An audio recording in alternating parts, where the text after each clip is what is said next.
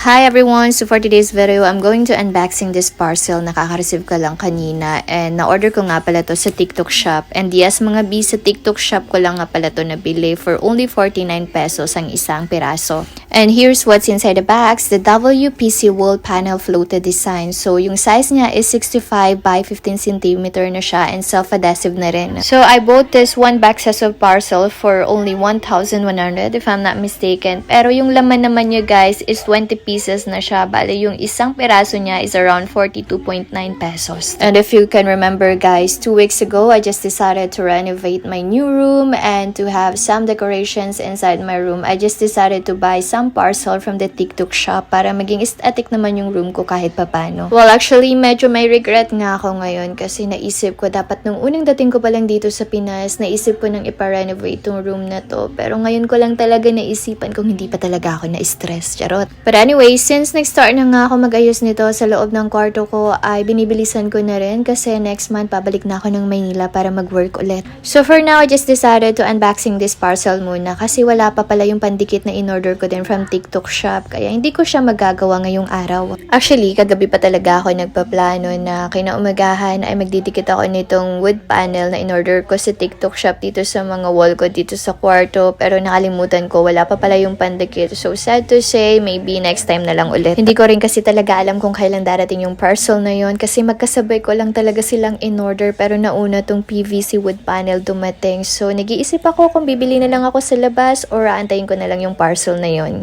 So ayun, natapos ko na nga i-unboxing tong wood panel guys and ito na nga pala yung itsura ng isang peraso ng wood panel. Grabe guys, sobrang ganda at ang tigas at very quality and worth it. Kaya feeling ko medyo matagal to dito sa kwarto ko. So sobrang ganda nga nitong wood panel na to. Grabe mga B, gustong gusto ko na agad didikit dito sa mga walls sa kwarto ko. Pero sad to say, wala pa talaga yung pandikit. Kaya guys, kung gusto niyo magkaroon ng ganitong wood panel, just click the yellow basket below.